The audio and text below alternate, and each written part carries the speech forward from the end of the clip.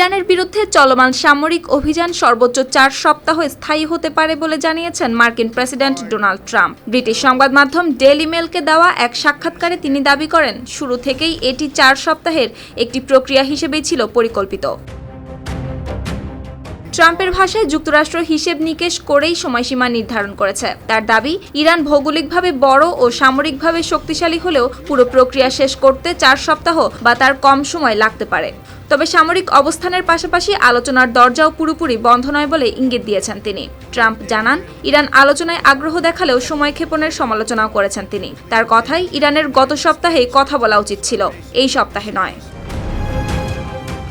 Supti Roy, RTV।